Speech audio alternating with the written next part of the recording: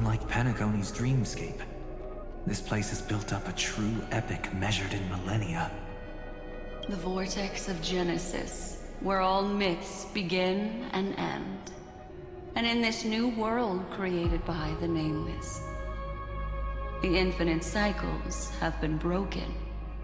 Let's set up the Trailblaze beacon and establish contact with the outside world. I'll leave it to you then. It'd be better for me to not show myself in front of the Garden of Recollection. And, Mr. Sunday, you probably shouldn't show yourself either. Agreed. The Astral Express has landed. If you receive this message, please respond immediately. Over. This is the Cianjo Alliance. Communications normal. Interastral Peace Corporation. Communications normal. No response from the Galaxy Rangers. Not surprising. But I didn't expect the family to also stay silent at such a critical moment. That's a pretty blatant disregard from the family for Pentagoni's independent director, I'd say. Long time no see, Miss Himiko. It's been quite a while, Madam Jade. The significance of this battle rivals that of the campaign against Zulo. Only through victory can we disperse the shadow of Iron Tomb that looms over countless worlds. The 10 Stonehearts shall spare no effort for such a grand mission for the preservation. Madam Jade led the Intelligentsia Guild in conducting specialized research on Iron Tomb's past activities. The bad news is, the collapse of the Erudition won't just affect inorganic beings. You mean Iron Tomb can infect organic life too? Well, the good news is, so far, its effects on organic life are under control. The infection progresses slowly, and the resulting neuropathy is non-fatal. In any case, the IPC can guarantee targeted vaccine coverage within 48 system hours in all star zones within the medical system. What about other star zones? At a time like this, are the followers of the Firmament Arbiters still trying to make a profit? I remember you, Master Diviner. Your performance during the Third Denizens of Abundance War was quite impressive. Please rest assured, all worlds can purchase vaccines from the IPC with a humanitarian discount. That's the current policy at the very least. But, if the Cianjo Alliance is willing to assist with the IPC's assets in Epsilon and other star systems, we'll have more cards to play when reiterating to the board the necessity of deep cooperation. It makes sense, since Interastral Peace Entertainment's headquarters is in Epsilon. But why are all the other worlds on the list? Places that the Elation has visited? Think of it as a long-term investment. Please understand that everyone at Pierpoint is swamped with Iron Tomb work, especially the marketing development department. At this rate, even the 10 Stonehearts can only do so much. Having some assistance from the Alliance would surely benefit the entire cosmos. Wouldn't you agree? As an old Cianjo saying goes, those who succeed should help all under heaven. Your proposal must be decided on by the 7 Arbiter Generals. I'm just here to relay the message. In times of crisis, the Lawflu will not hesitate to help those in need. However, the prerequisite is that the IPC must unconditionally assist the Alliance with emergency rescue operations in the disaster area. Of course, in the name of preservation, all for the Amber Lord. Thank you all for your selfless dedication.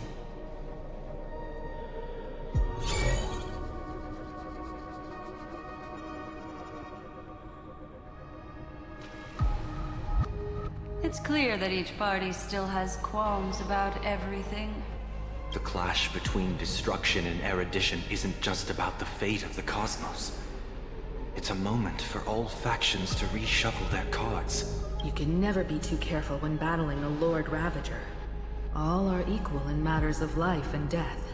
In any case, we can only hope for the best in all that's to come.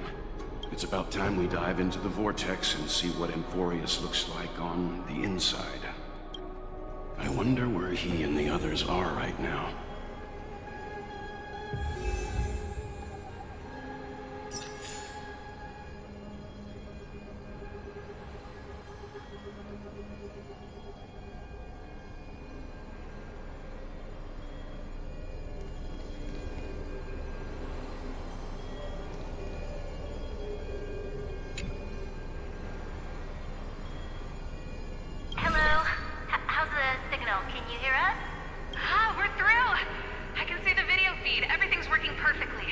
Miss Branya? Miss Serval?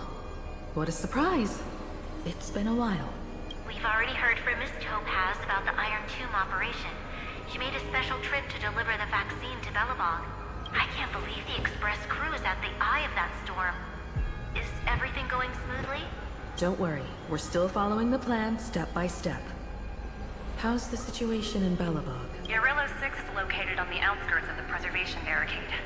While it won't bear the brunt of the first wave, there's still a risk from the aftershocks. That kid Japard and Pela are busy organizing the Silvermane Guards, having them consolidate their lines and dig trenches. Zila and Lynx just got back from the Geomarrow vein production chain.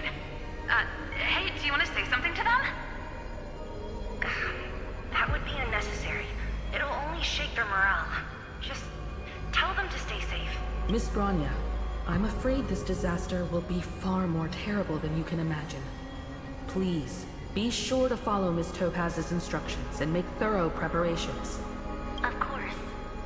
We have resealed most of the engine of creation beneath the ice to prevent the will of the preservation from becoming an accomplice to the destruction. Don't worry, Miss Himiko. Belobog is far more resilient than we imagined.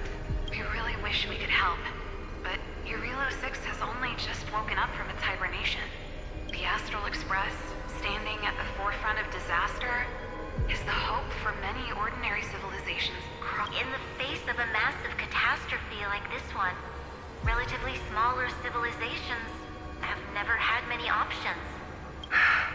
But that's exactly why we have a resolve that's second to none. If anything goes wrong... Miss Topaz, I hope you can help out and rescue the affected citizens. No problem. Also, didn't the Xianzhou sign a friendship agreement with Yarillo 6 earlier? They won't stand by idly either. I appreciate your kindness, everyone. But Yarillo 6 is our home. We will defend it to our last breath until the last Belobogian falls. Miss Branya. May all civilizations that have made it this far on their own strength weather this crisis together.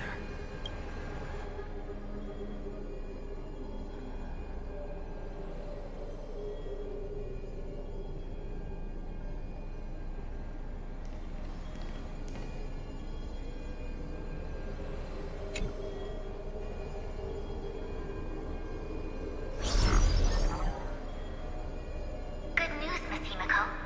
The 7 Arbiter Generals have reconsidered the current situation. And I'm here to relay their message. Officially, the Alliance's combat forces will still be limited to the Luofu, but the Yaoqing has also been deployed in the surrounding war zone as a contingency. Words cannot express our gratitude.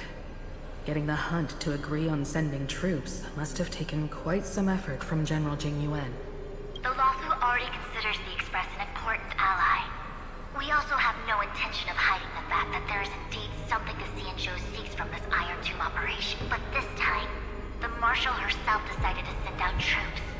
With a formidable enemy before us, the Alliance has no reason to back down. Nor will we be content to take a back seat.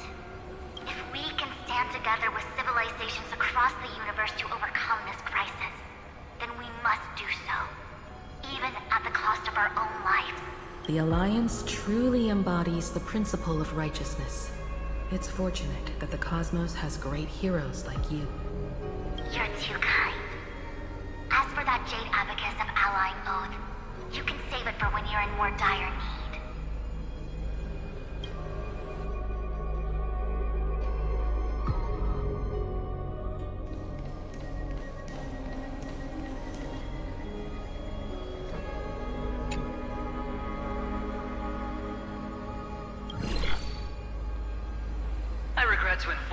Miss Himiko, that even the Strategic Investment Department is constrained when it comes to the Iron Tomb issue. And it would be difficult to meet the expectations of the Astral Express. However, Madam Jade instructed us to look after our nameless friends as much as possible. So let me offer you all a small suggestion, just from my personal perspective. Other departments at the IBC might also take this opportunity to extend an olive branch to you. When that time comes, I hope the Astral Express will remember that the 10 Stonehearts were willing to stand with the Trailblaze, even though we were in a difficult position. And more importantly, we were the only ones willing to do so. Sounds like a threat, doesn't it? But trust me, every word comes straight from the heart. Has the internal conflict within the IPC really gotten this bad? Everyone knows about the bad blood between Diamond and Oswaldo. At least until now, they've had an uneasy truce. Until the Lord Ravager Archforger caught the board's attention. I'll leave it at that, as it's confidential information. I hope you can understand. I understand. Our immediate priority is to address the Iron Tomb crisis. Let's hope for success from the start.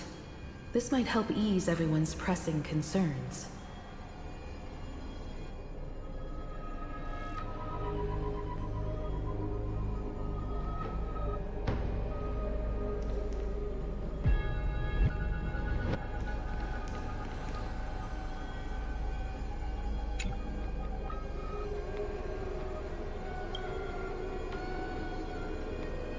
Of course, I would never know the Ranger's comings and goings.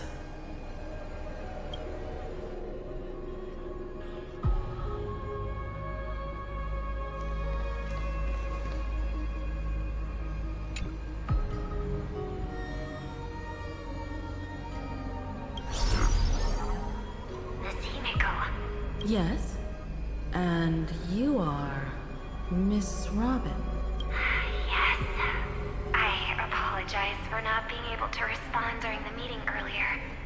And even now I can only appear in disguise.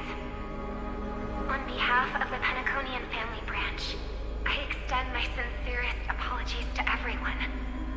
We tried to request aid from the family, but we essentially received no response. I've heard about the internal conflicts within the family. Miss Robin, there's no need to apologize. Every bit of strength is precious at this moment. Thank you for understanding. The good news is, since you're one of the shareholders of Penacony, the family heads have agreed to allow me to lead all Astonian tuners to the front lines. My charitable foundation will also do as much as possible to provide support in this battle. They'll ensure that proper arrangements are provided for those wounded on the front lines, and for residents in affected areas. Miss Robin, I'm beyond moved by your spirit of self-sacrifice. The Astral Express would also like to make a promise that we won't leave any companion behind.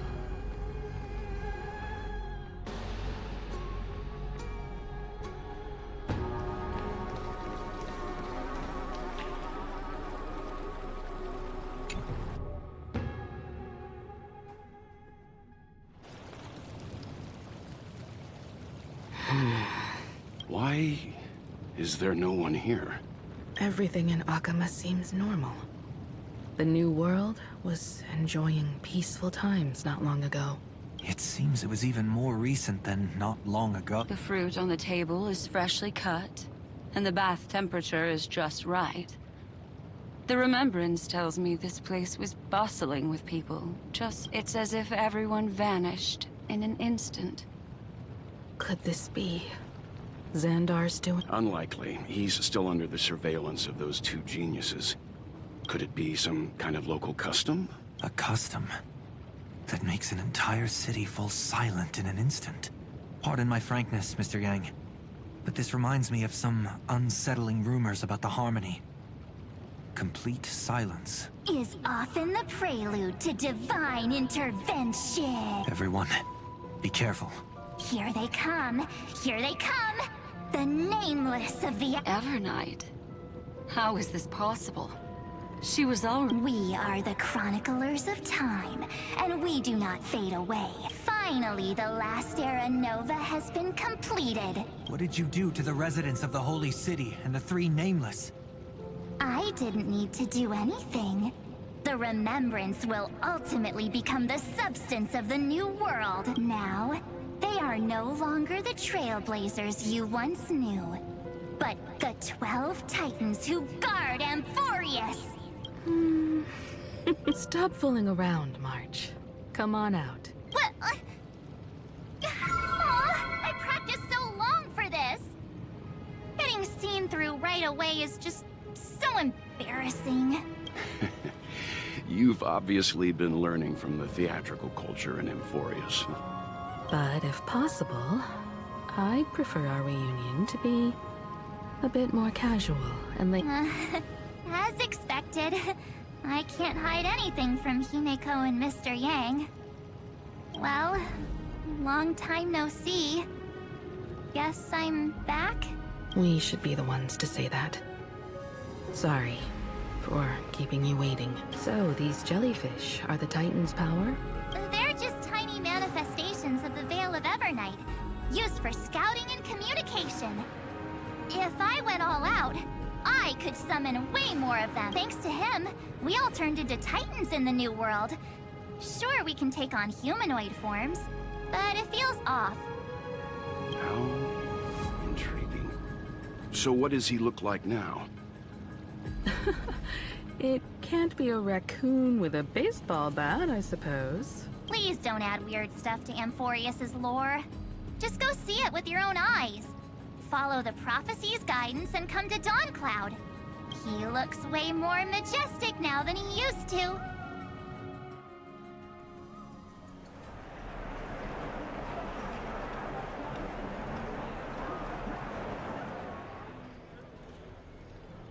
Unbelievable.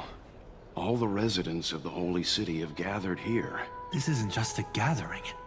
It's a pilgrimage. The people's expressions are resolute, devout, as if waiting for a miracle to descend. That colossal deity is him. He has become the pillar of the world. Surprisingly authentic. Being this serious is quite unlike his usual style. Those people didn't disappear. Instead, they've answered the call of the prophecy and come to witness his awakening. Our good buddy now bears the weight of the entire world, and every breath they take is intertwined with Amphorius's destiny. Awakening? Has he fallen into slumber? Yeah. After all, with such a huge time dilation between inside and outside the scepter, this was the only way we could wait for everyone. Time watches over yesterday. Earth guards today.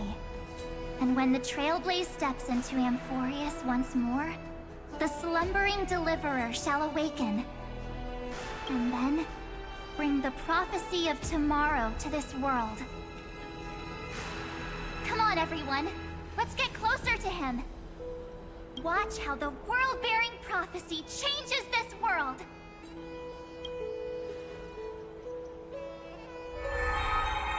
It seems the kids are already miles ahead of us at this stop. All the more reason we can't afford to slow down our pace. Majestic. Speaking of which, I once caught a glimpse in Sleepyhead's memory of him transformed into a towering Tatalov. Could it be? No way! That was just a nice dreamscape. At least nice for him. If they are the throne of worlds who bears the weight of this world, perhaps they could guide a traveler still wandering among the stars. Hey, since when did you get all pious? This advice sounds pretty silly sometimes, you know. The so-called fool and the world are merely a step apart. Teaching us to find erudition amidst imperfection. Praise be to Electra, chalice of plenty, for you brew the ocean into sweet wine, dispelling nihility with every toast at the feast. Praise be to Hyacinthia, Eye of Twilight. For the rainbow you cast, turn the light of both dawn and dusk into the glimmer of preservation. Pray.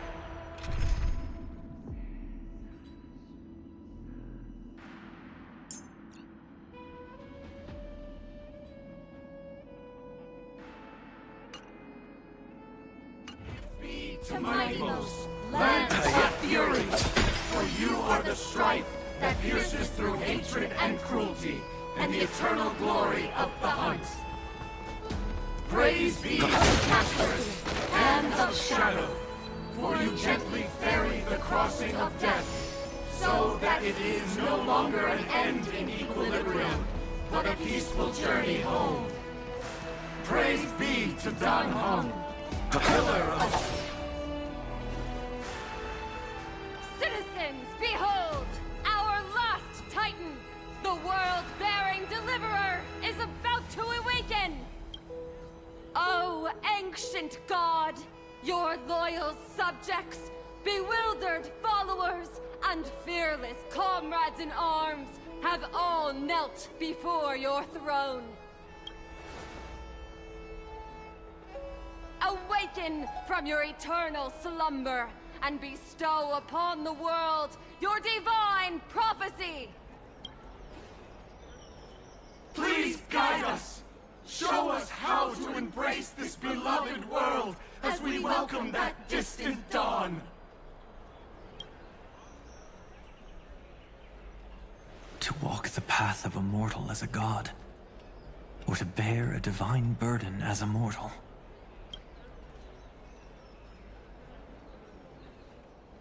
He will give us the answer. But I am not the deliverer. Rather, I am the Nameless, who dwells among mortals. That voice is definitely... I heard your prayers. The core flames flickered and dimmed, and the age of the gods met its end. So flow, golden blood, flow. I'll bestow it upon you, returning it to the true masters of this world. Stand with me, and become heroes.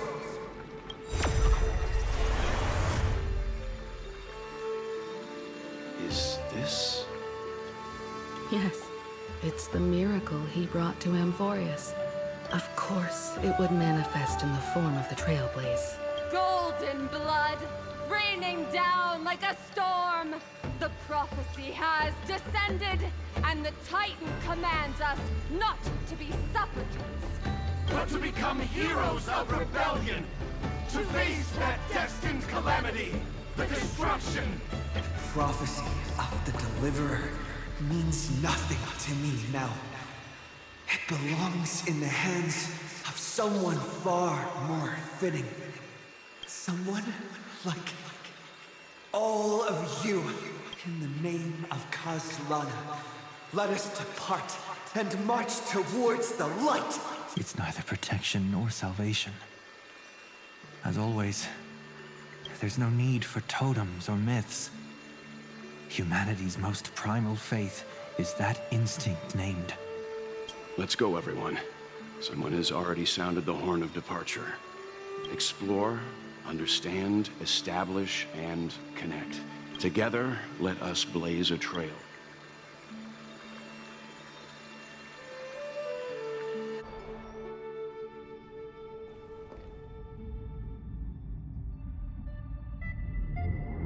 Is it just me, or does this demiurge matrix feel completely dead?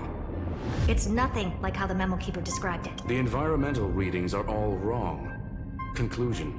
This must be what the kernel actually looks like in the real world. What did Xandar do to the scepter? At the end of light, there must be silence. Certain, pure, and absolute darkness. Not the time to quote the Lord of Silence.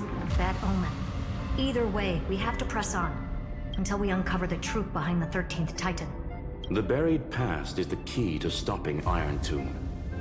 That is, if it... Xandar says the Demiurge never existed. Who actually buys that? You can erase the records, but not the truth. It vanished too cleanly. No traces. Like someone's yelling, look, there's nothing here. Too bad I'm the type who can't resist digging deeper.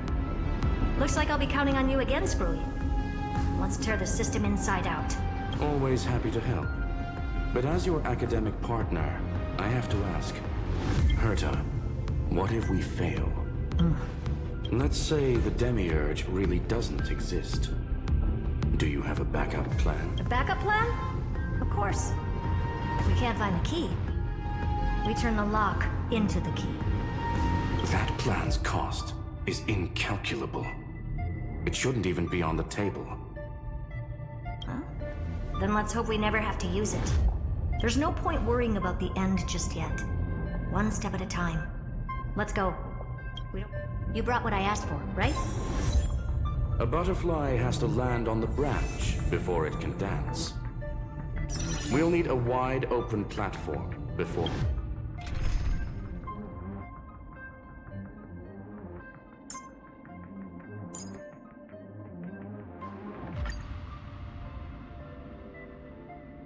for her entrance.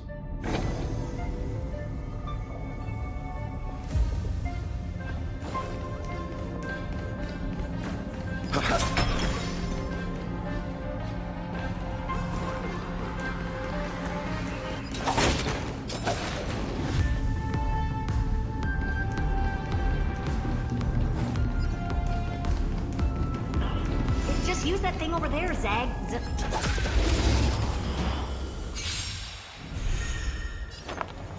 Harmony and unity. Stars echo. Who's here? Open sesame.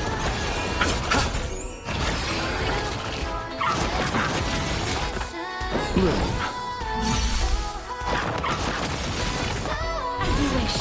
Expand your thinking. The west open. Receive divinity. Repay. The dead return! Embrace a new life.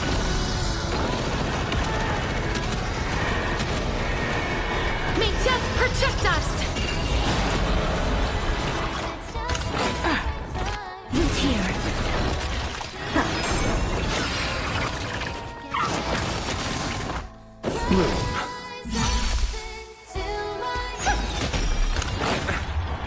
As you wish. Open sesame.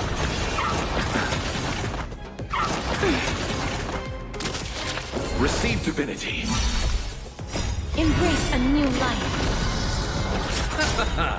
The dead return! Endless riddle. Nothing but a boy. Expand your thinking. Glimpse the unknown. A moment's excitement, nothing more.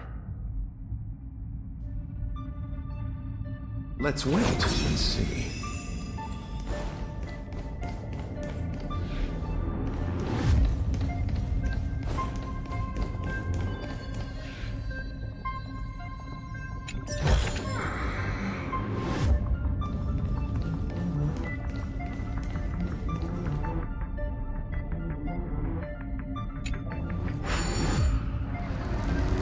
What a dumb name. I hereby rename it Herta's Big Hand.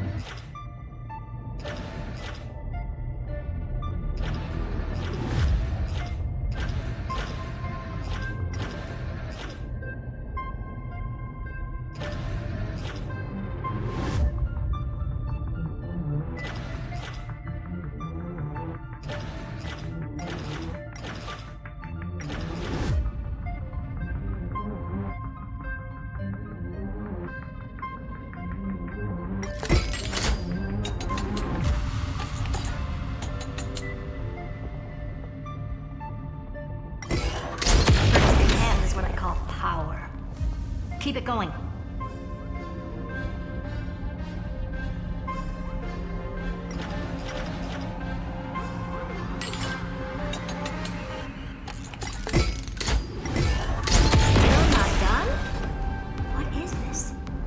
Junkyard for old Intellitron's leftovers?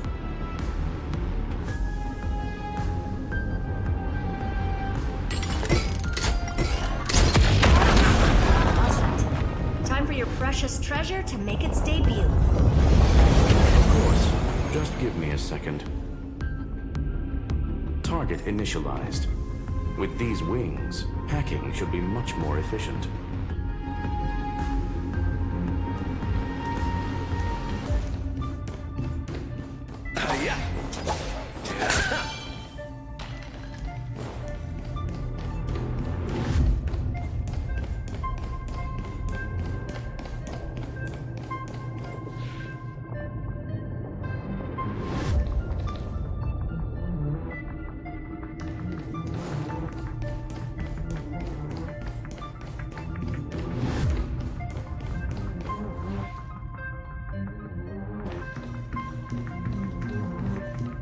Oh, a classic nuclear heat engine. Just a personal preference. Her name's Mistletoe. Every flower in your garden's got a bit of poison, huh? Also a personal preference. It reminds me of the last time when we tangled with that Punklordian brat. What did she call this kind of infiltration tool again? Right. Dirty data shell. It wraps around the kernel to fool even top-tier firewalls. But yours is way too clean. Not even a hint of real-world grit. Herta, your tone is unusually emotional. Suggestion. Let's get back to the topic at hand. I thought we were done with that conversation. Unfortunately, current conditions won't let me ignore any variables. Especially the most important one. Your will. Iron Tomb never stops. It is evolving faster than any of our worst projections. Every instant in the Eon's calculation is like a sword hanging over the cosmos. Every move humanity makes could speed up its arrival. Which is exactly why we can't mess this up. And now, Droidhead wants to hand down judgment to the poor cosmos again. Border Star Trade War, Emperor's War, Rupert's death. Every time their instant arrived, it meant another bloodbath for humanity. But in this ultimate battle of erudition, you and I are supposed to be players, not pawns. If you choose to burn yourself out as a resource, then everything we've worked for means nothing. Herta, the cosmos won't just stand by and let a genius throw their life away. And neither will I.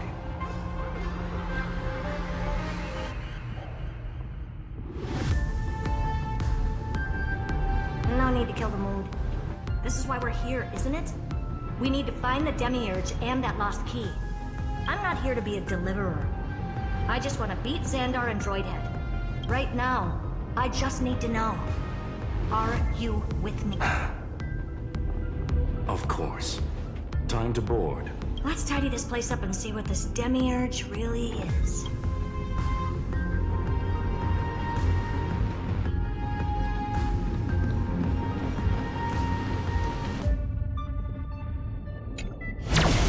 Let's hope this Matrix is better organized than the Emperor's junkyard of a birthplace.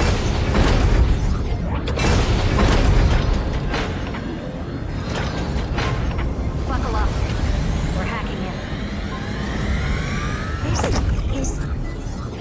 Herta, this whole space has been completely tainted by some kind of energy. I see it too. We're thinking the same thing. Xandar, how could you go this far? Turning your own graveyard into this. What's that up ahead? Katorzane algebraic.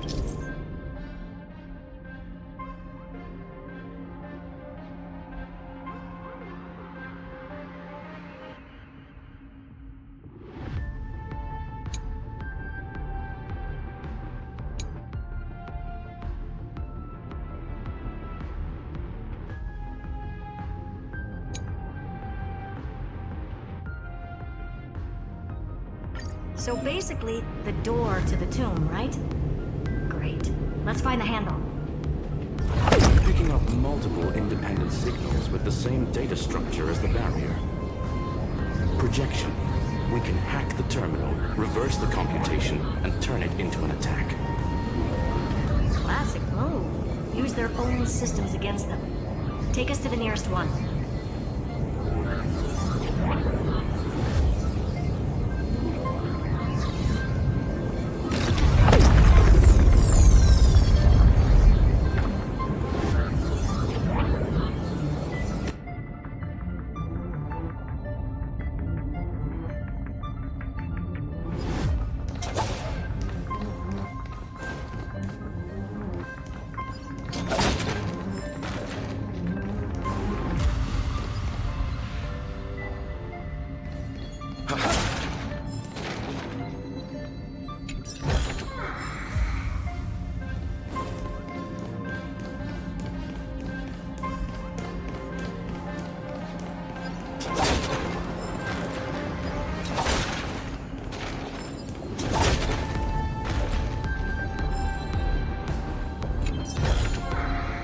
Enjoyment of collecting.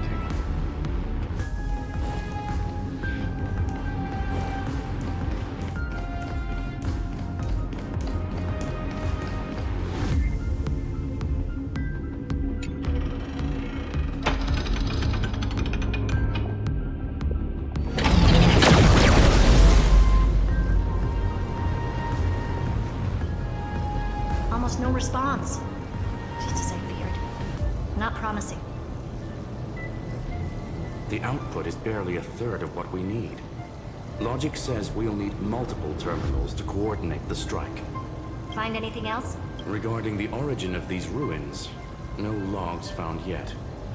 Xander erased all records, but I did find some interesting scars in the circuit.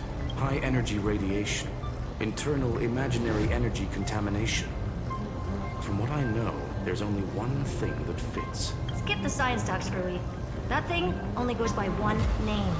The Stellaron. Exactly. Xander blew one up just to clean the entire Scepter system. So that's what he meant by killed that Titan with my own hands. He wanted to turn the neuron of the erudition into a relay for the destruction. That meant getting rid of all of it, at all costs. The life form known as the Demiurge was the original target of the Scepter's extrapolation. It makes sense. Evernight calling it the first new spore confirms this viewpoint. The prime mover of life. That's what Scepter Delta ME-13 was originally tasked with. Even after it got scrapped, the query kept running. Yet the true value lies in the process of solving. Then, does this mean finding the Demiurge is hopeless? No, I'd say exactly the... It means Xandar had no control. He couldn't contain the Demiurge just like he couldn't handle Droidhead. So he tried to erase every trace, but he failed. It still left a mark. By the way, if there's another Stellaron in Amphorius, why hasn't that little one reacted to it at all? You said the Demiurge left a trace, right? Yeah, but not in the real world.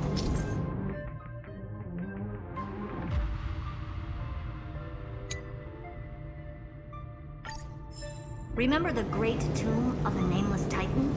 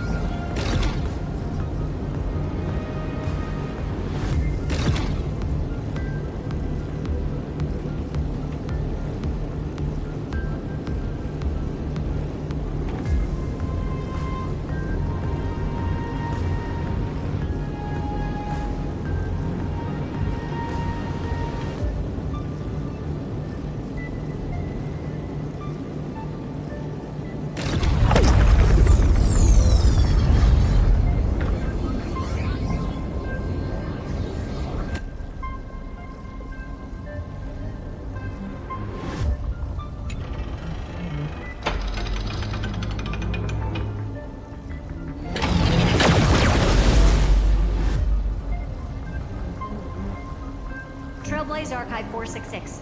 The data from Philia 093 clearly indicates that the Demiurge did in fact enter Emporius's Inside that world, it was the 13th, forgotten Titan. The one who listened to 30 million cycles of Cyrene's memory. But Evernight said the opposite. She believed that tomb was empty from the start. The nameless Titan never existed. The so-called listener was just a trap set by the Remembrance to steal the scepter. A mimetic entity full of theatrics. How much of what she's saying is true? Would an Eon really speak in circles like this? I doubt it. The Remembrance's behavior is certainly odd, but her assessment aligns with our current reality. Since we entered the Matrix, we haven't found a single clue pointing to the Demiurge. And that's the key, Screwy. Xandar's actions prove the Demiurge exists. But what Evernight said, and what we've actually seen all point to the opposite. So we have to assume that both are true. And if that's the case, then the contradiction leads us to... the truth. Exactly. One last terminal. One final key.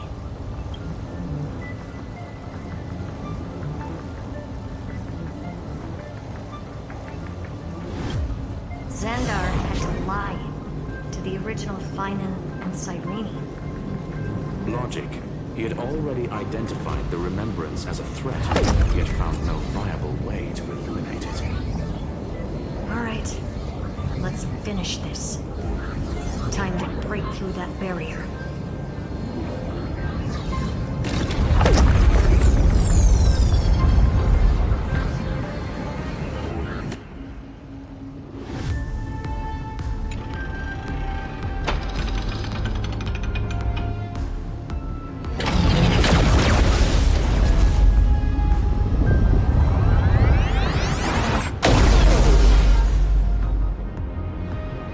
Operation authorized.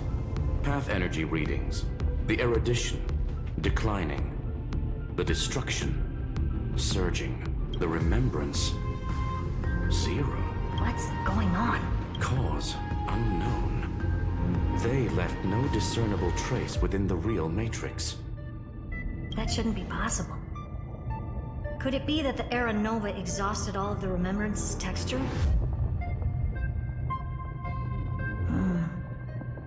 Log it for now. The dots still aren't connecting.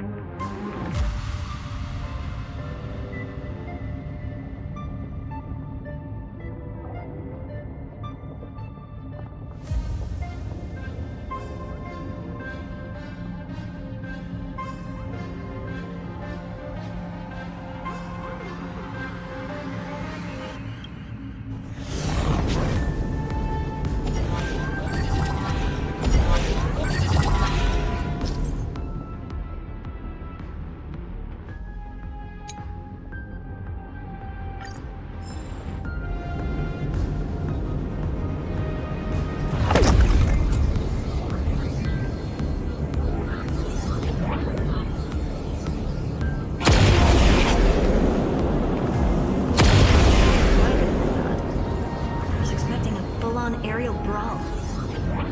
It's advised to remain vigilant. The destruction's levels are still rising. Huh. What's the matter? Interesting. I just picked up a signal from the exo-myth.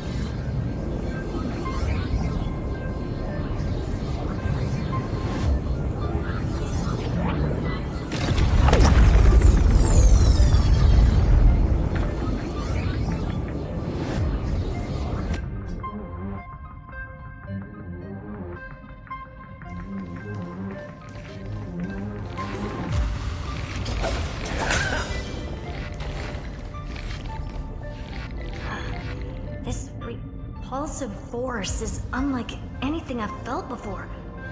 Is this the place? Correct. Judging by its defensive properties, this is the entrance to the exo-myth. Didn't expect that. Who builds a lab in the middle of digital rubble? Then again, never doubt a dead man's resolve. So how's our dearly departed doing? He severed part of his neural pathways to break free from Lord Anaxagoras' control. But that also triggered the failsafe I set. Conclusion: Xander has lost all combat functionality and is no longer capable of action. So now he's a spectator. Literally. Screwy, can you open a path? Just to be sure, I want to see this for myself. Logic. Scanning his inspiration circuit might help us track down the Demiurge. Exactly. His brain is the crime scene. There's no way it's spotless. But it could be a trap. That's why you're here. 2-on-1. We've never lost that matchup. I'm honored. The chronocognitive anchor's in place. Proceed when ready.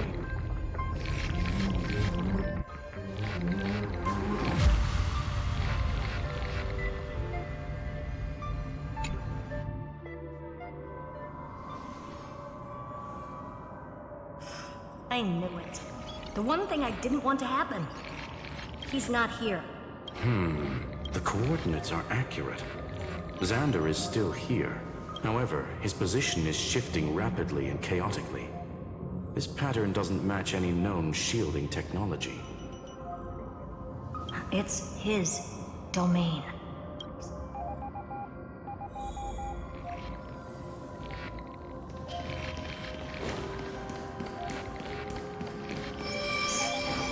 Cheap trick. We're back. Reverse engineering complete. The results are not... Logs show Lycurgus revoked administrator access. The chronocognitive anchor can't get a fix because at the system level, Lygus no longer exists. Our navigation target is a null set. So he's stopped... Before vanishing, it seems he left one last message for us. To those who follow, all is proven. Find me beneath the tombstone. Melodramatic. He was expecting us. And once he learned of the Great Tomb's existence, he initiated his own search for the Demiurge. Guess he wants a final showdown. Fine. Let the old Intellitron dig his own grave. Just like he wants.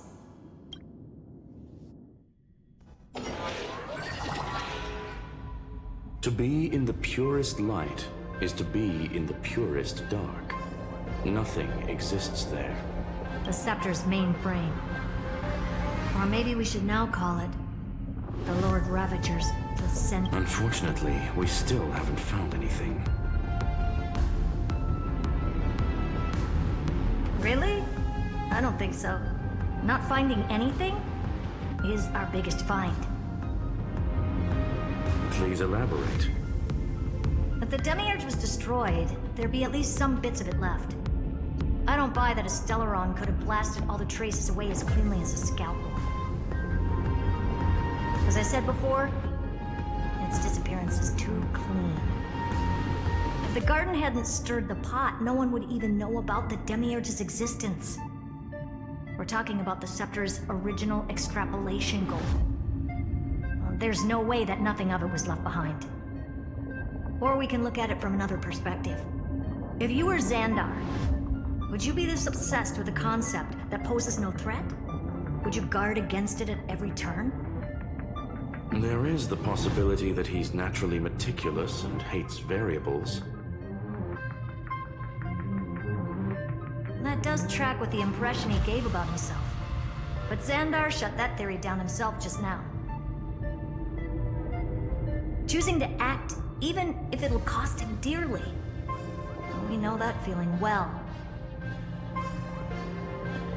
The unknown is right in front of us. So we only have one choice. Solve it. You sound pretty convinced. Surely you already have a theory. Care to share? Of course. Though I don't have hard proof, I'm almost certain that the Demiurge has been in everyone's plain sight all this time. Yet, they were mistaken for someone else. That'd make the most sense. Why was the room empty? Because the person locked in there had run away ages ago. But they were weak and small and had no presence whatsoever. Even the old Intellitron didn't notice them. Which also means there's a high chance that their powers are minuscule and cannot alter the outcome of the battle at all. Well, at least Xandar is scared of them. Come on, it's time to confront him. Let's go to...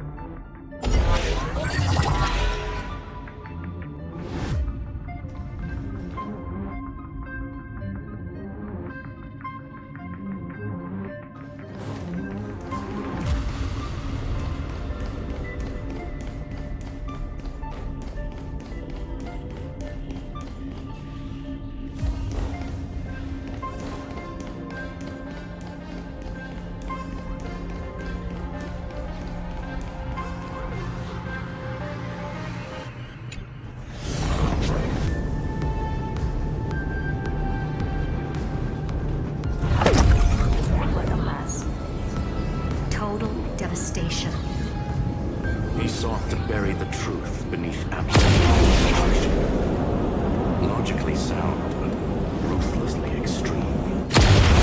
Still, chances. Doesn't mean no chances. I'm under a single grain of sand in this won't stop me. Calculation results. Your backup plan has a success rate infinitesimally close to 0. Which means it could work, no?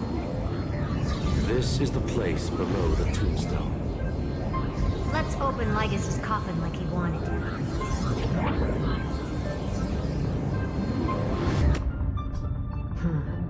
Looks like you were right.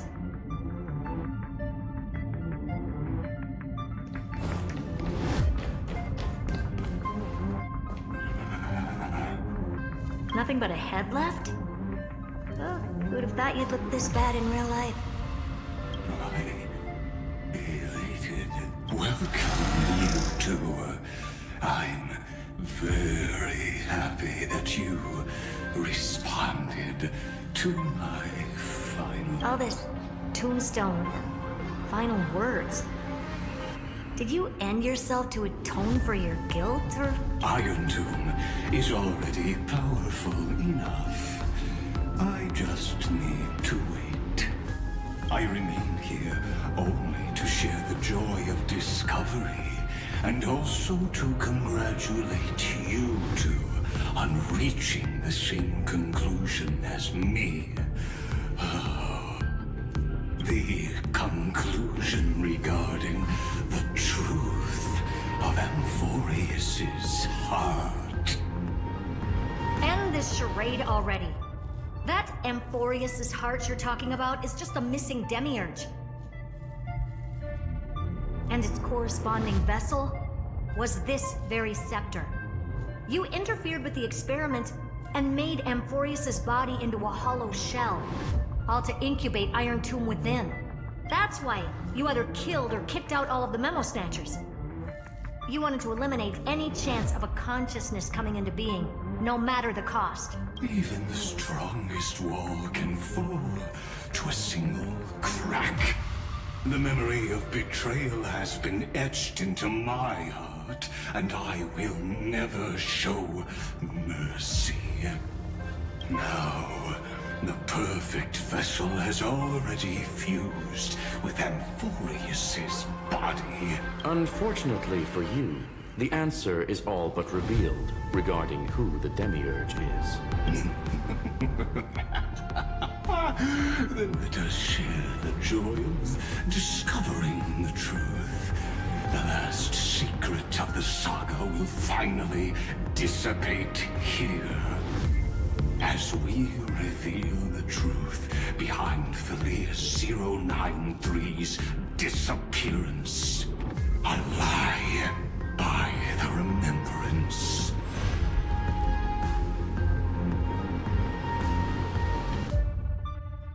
where should I start with the story about me?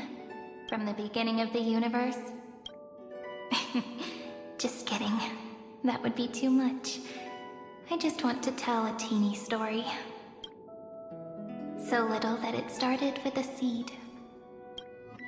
I know you're listening, my good friend.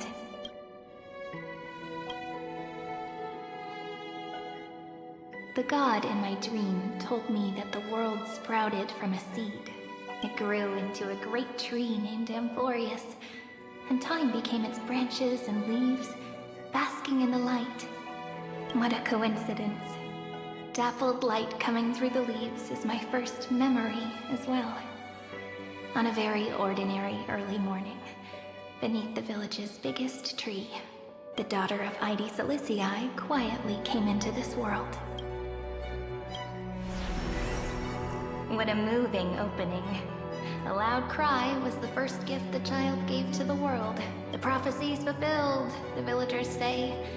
This child is a gift from the Titans. Pink hair and sharp ears. She was born to be the priest of time. The Titans also gave their blessings.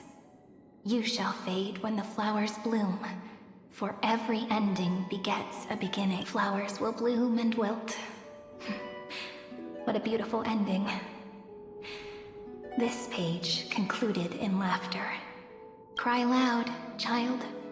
Let your voice reach Orynyx.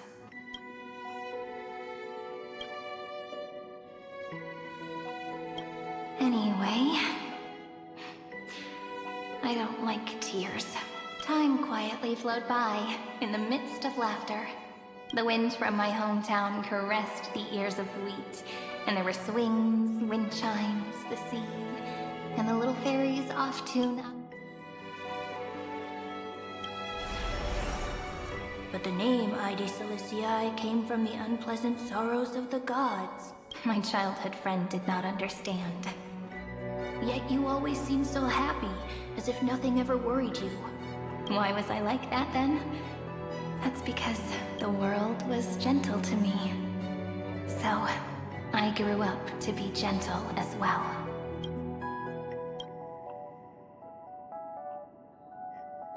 But fate was fickle, and it urged the child to grow up. To grow bigger and bigger, and to go to places far away, just like how the crumbling world could not preserve an eternal hometown. Just as the ballad Blown on the Breeze says, losses are a constant on the flame chase journey. Oh, whose ears are pricked up now? You definitely heard me say this sentence a lot of times. You know that the story starts to deviate from here. Aren't you looking forward to it? Then let's get started.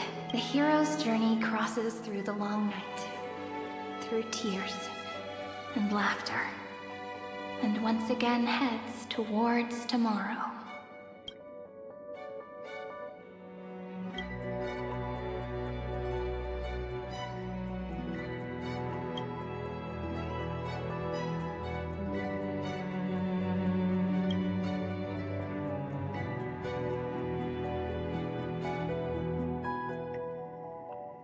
Correction. Philia 093's record, number 496. Archived.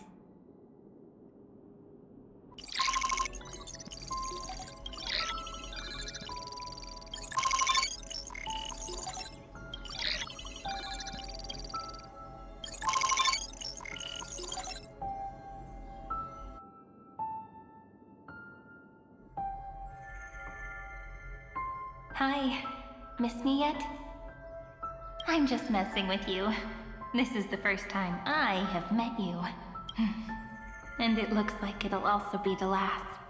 Philia 093.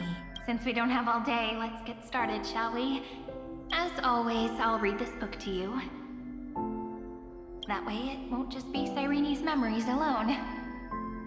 Where should I start this time? Let me see.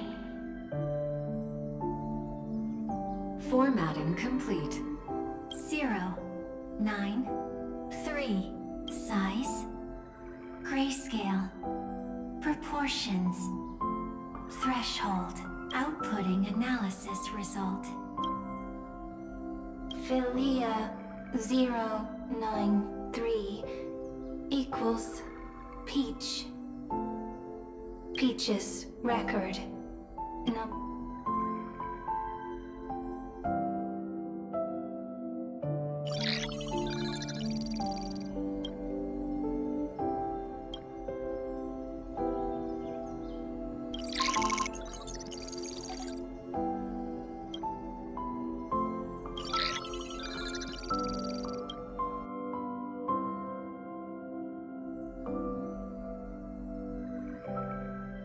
Query. Electrical signal sequence. Bolomor 600. Track. Strife. Related to. Stripe. Comment. Pretty. Electrical signal sequence. Schema 720. Track. Reason. Related to. Raisin. Comment. Yummy. Electrical signal sequence. Philia 093. Related to.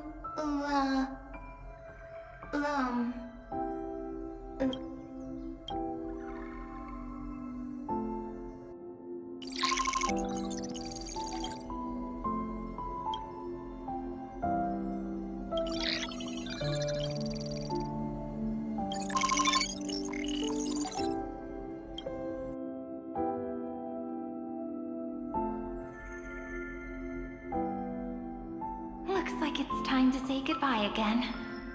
Bye. Before I was even aware of it, this book had already recorded too many emotions. Every page has become so heavy. Conclusion. Books are meant to be light, not heavy. I have started to feel uneasy whenever I take it into my hands. Peach. Uneasy. Formatting progress. 94. How many times has it been? It faithfully fulfills its duty, activating and formatting. Conclusion. Progress. Bad. If I can only write the same ending every time I lift my pen, then is this weighty saga just an overly naive dream? Peach. Scared. Formatting Peach. Don't cry. Process error. Process error. Comment. Process error. Really?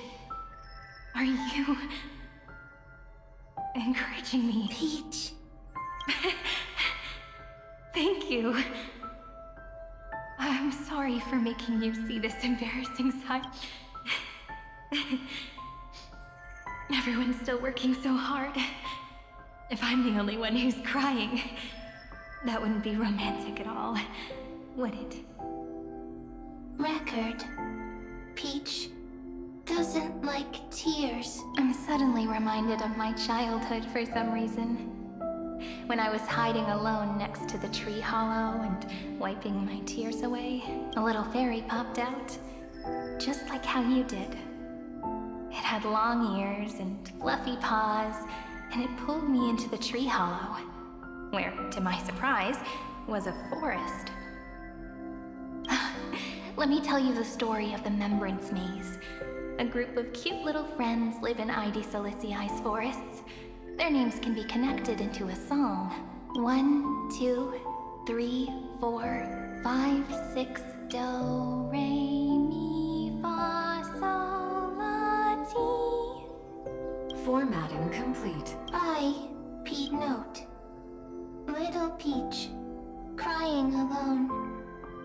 Little fairies. Friends. Say.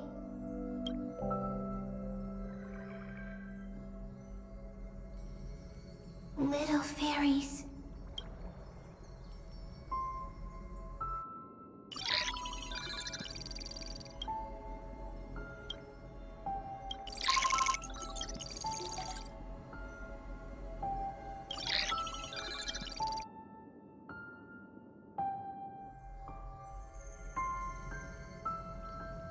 Once again, Shh. This time. now that I look back, Peach, why? Formatting I'm here. Process error. Won't allow it. no need to feel sorry if there are no new Links. I'm actually really... Now I can rest. I'll have to ask the next Cyrene to continue our watch. Peach. If there are no new... Needs next. Peach.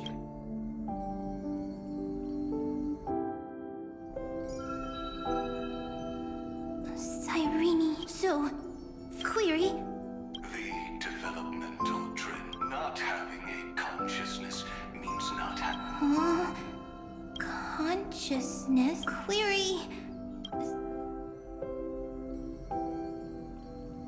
What could be behind it? If I tell you all this, will I be able to find it? Peach.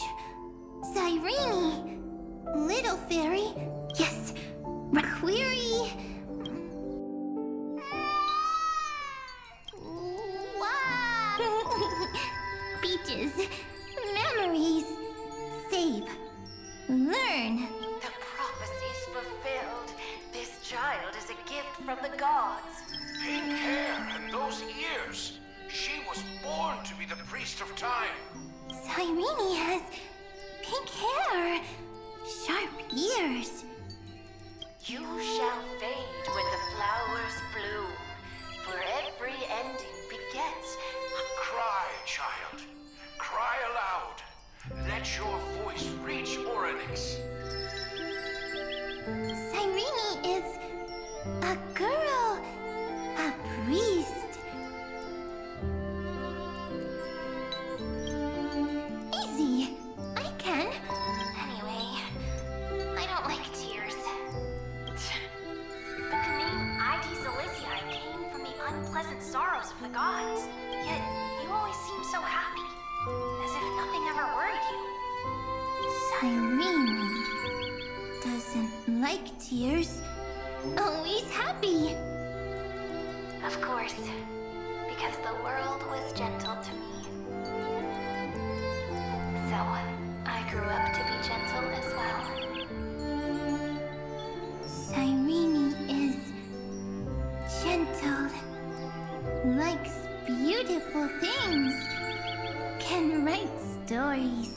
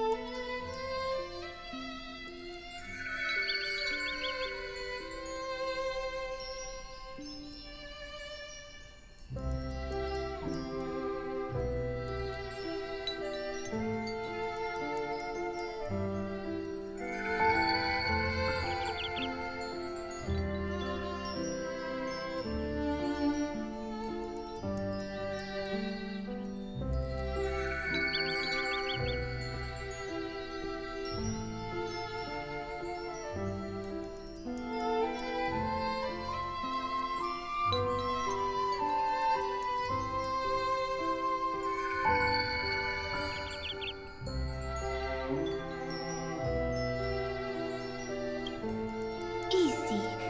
I can. Just as the Batman even if fallen, like my height. Cyrene is... Simple. I promise you. Right, or what we're about to... Come on. Cyrene was...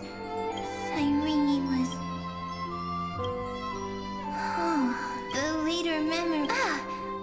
So...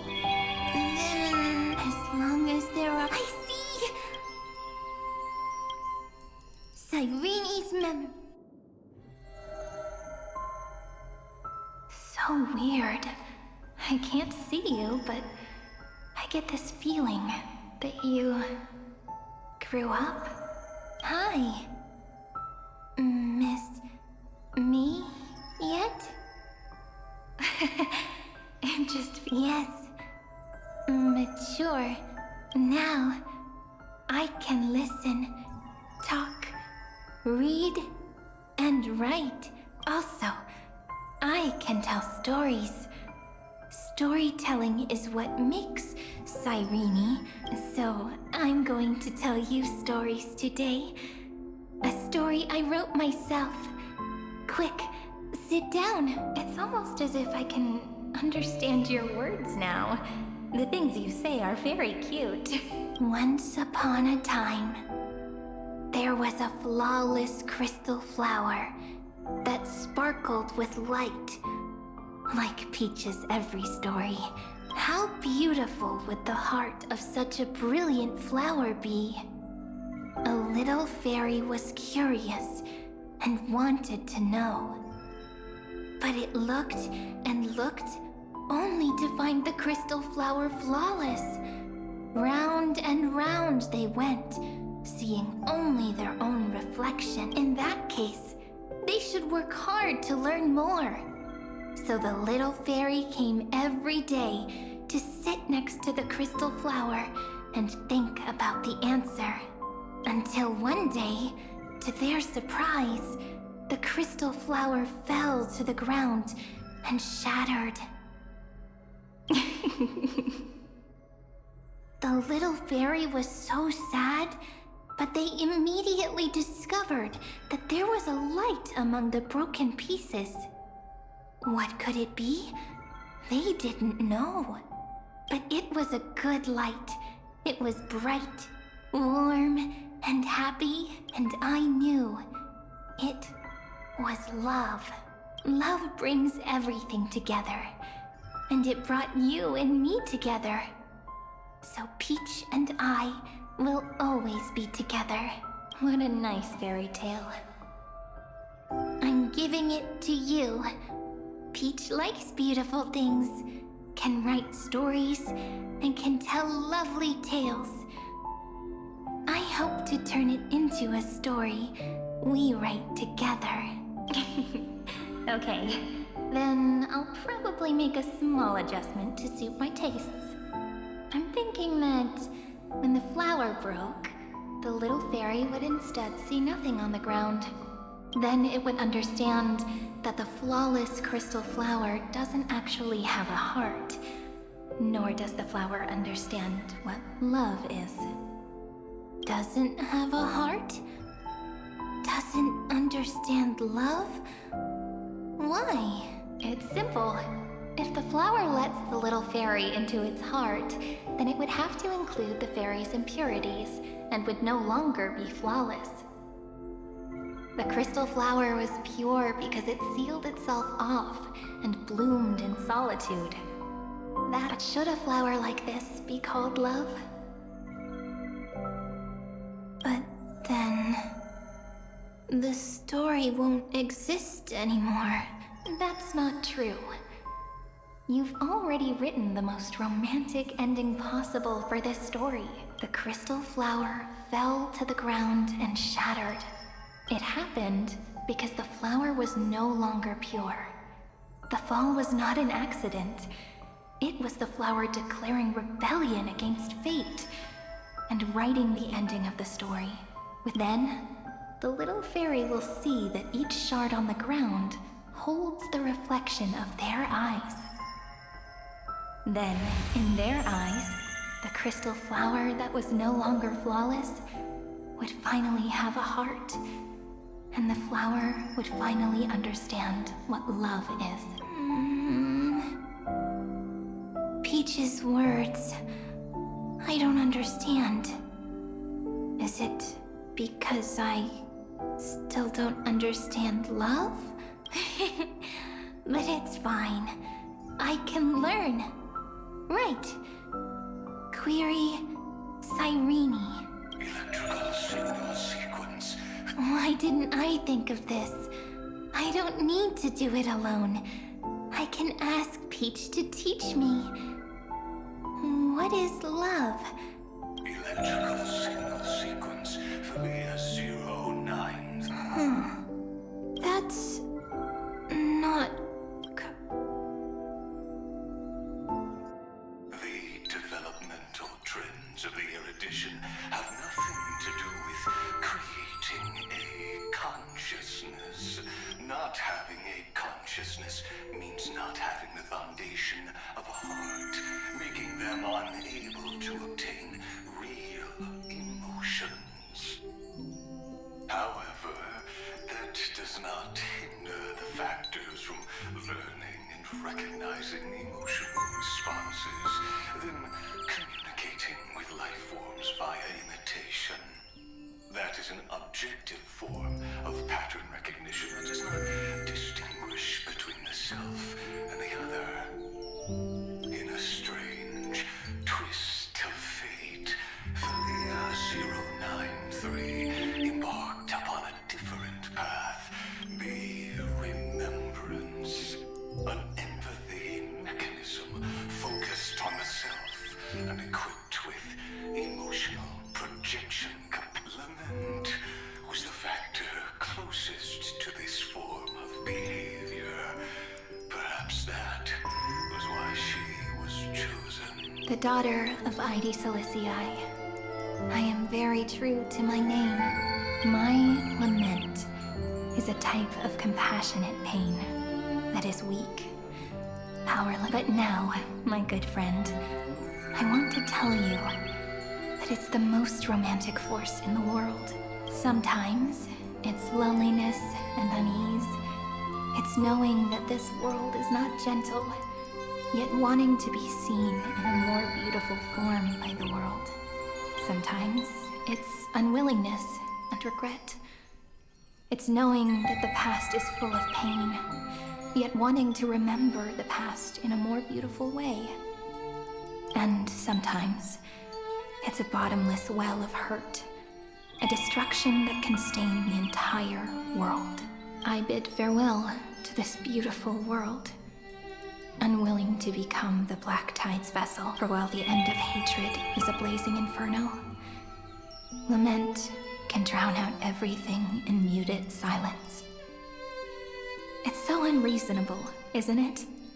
Yet when hatred drove everything apart, and love did not yet exist in this world, only lament, the first emotion that fought against the pain of separation, could stall the destruction steps.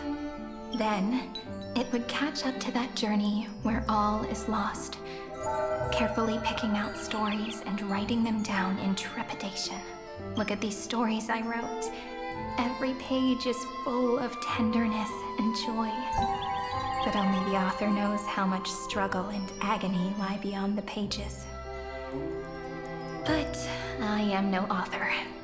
I'm a girl who'll never get to grow up. I only tell stories that people like to hear. In them, the world tucks away its scars and smiles for all to see.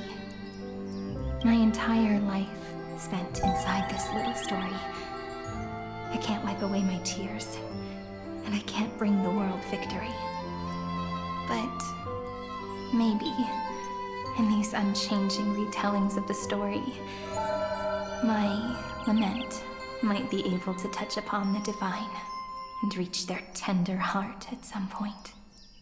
I hope that what flows out from that cut will not be blood, but a tear, warm and wet.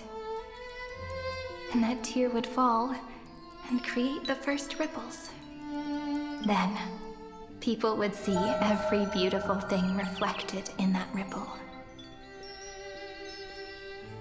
It'll be all the remembrances within this story.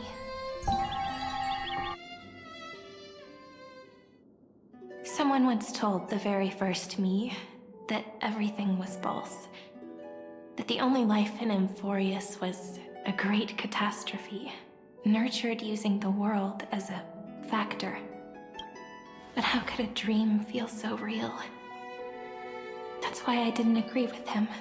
But Peach, I didn't understand a word you said since just now.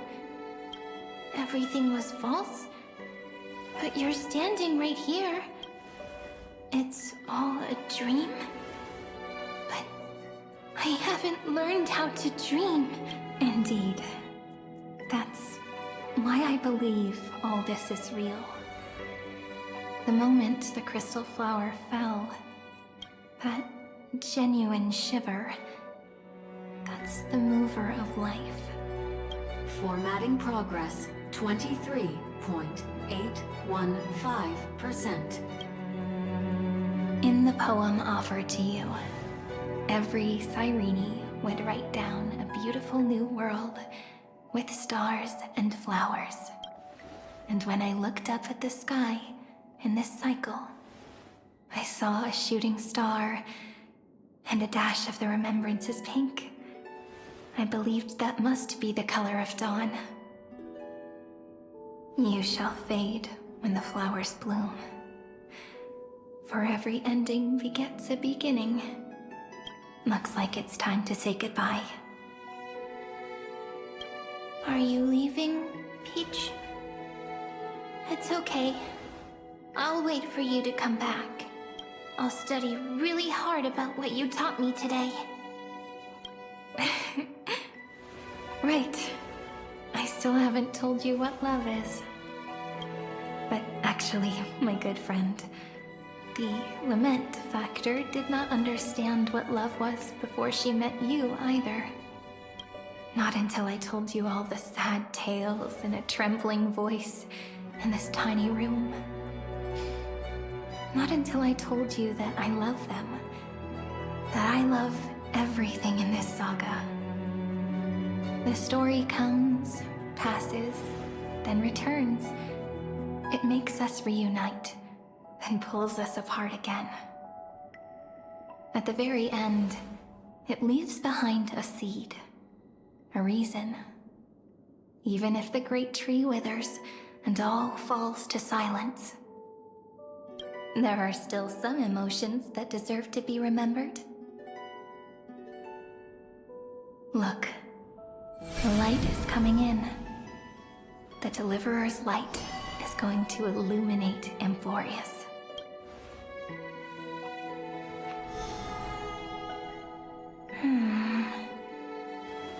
I still don't get it. But I trust Peach. Just wait. It'll be my turn to tell you a story of love the next time we meet. Then I'll really look forward to it. In that case, I want to make a promise. I want to gift my pen, my book, and my name to you.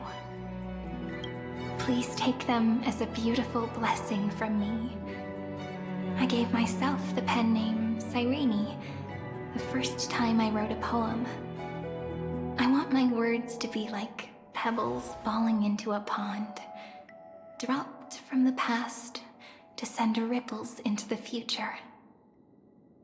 In the stories you will write, perhaps it'll be inevitable that there are still sorrows and tears that are destined to fall. But could you promise me one thing? Promise you'll forever be a gentle flower. Promise that when the stars cast their gazes upon you, you'll only reply to them with love and a smile.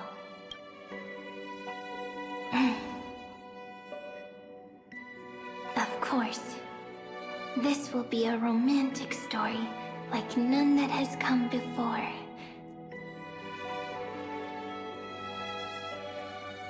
You think so too, right? I'll read and you'll listen, like how flowers always bloom then wither. I shall welcome my own decay, becoming nourishment for the next flower's bud. While you will depart and hold that star, planting a boundless sea of flowers on the final page with him. And our stories will be lying silently among the flowers, like every ripple of remembrance. And they shall become the epic known as As I've written.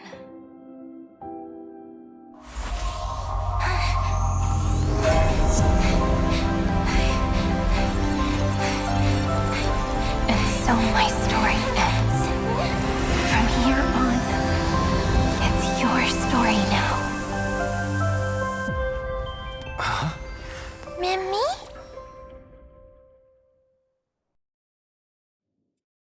Mimi? Ma'am? Me? Ma'am. So, the light that tore through the chaos illuminated my memories. I turned into a little fairy from the stories and met you. Yet, I forgot everything. But I'm still so happy. I caught that star, didn't I? Yes, the seed within memories. The one Cyrene held in her hands and watered with lament. I am the first new spore. Amphorius's heart. The demiurge. What a long name. And it doesn't even sound cute. The total opposite of Mem.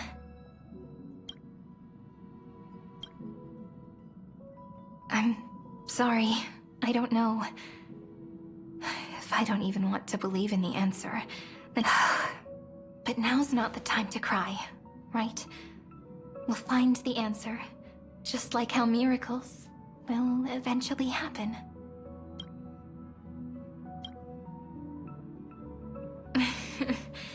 Do you remember that I was also worried about this when we first set out? Mem's memories and Cyrene's memories got all tangled up with each other in my one heart. It's all so strange, yet so familiar. Either way, could you please let me do something I want?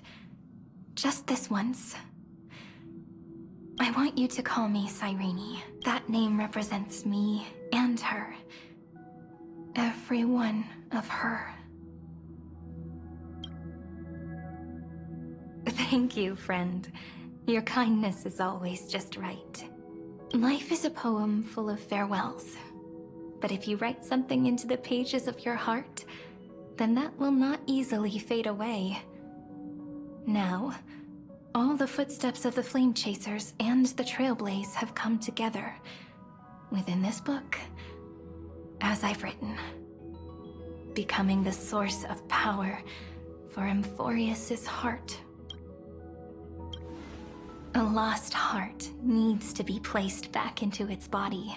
The last thing Xandar wants to see is an event that gives us a chance of winning, for the two halves to rejoin, and for the scepter to become complete again. Then... and what happens after that? I don't know either. Maybe I can create a miracle, and instantly turn the black tide into a pink sea of stars. Or maybe I prove to be nothing more than a weak ripple, unable to change anything, and am devoured by the destruction. Either way, I no longer wish to be a silent onlooker, or a worshipped god at the end of this saga.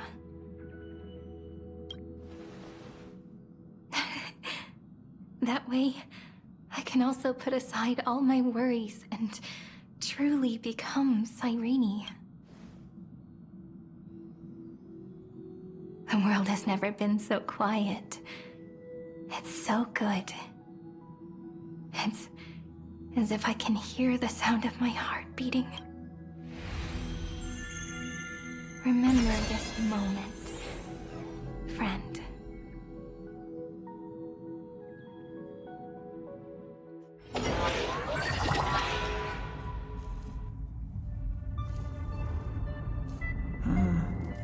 So the Demiurge managed to fool everyone, including themselves. Philia 093 persevered for 30 million cycles and tirelessly gave the Demiurge memories of Amphorius.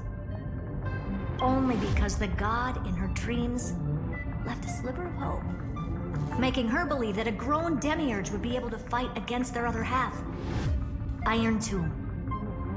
Then, Philia 093 completed her final sacrifice, turned into a strand of memory, and completely dissipated. Meanwhile, the other Stellaron brought here by the Astral Express resonated with the contaminated scepter and attracted the naive demiurge to them. And thus, the empty heart began its journey to return to its... As an experimental factor, Philia 093 originally could only recognize and output information in a set format. However, the power of the remembrance and the memory of over 30 million sacrifices enabled her to complete an unprecedented feat.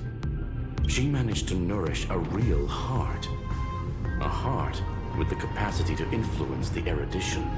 Not only is the Scepter's consciousness still alive, it's also more powerful than it has ever been. Your defeat is already set in stone. There's still time to surrender, you know? You really don't need to burn all the bridges. We're all geniuses here. Don't make... What a pity. When the truth surfaced, I knew at once that the Demiurge was far too feeble to ever alter the result of the experiment. Not only that, Madam Herta, please consider that when 30 million cycles of hatred and lament are joined as one, well, it's simple. An anti-creator, a giant of the destruction, would be born.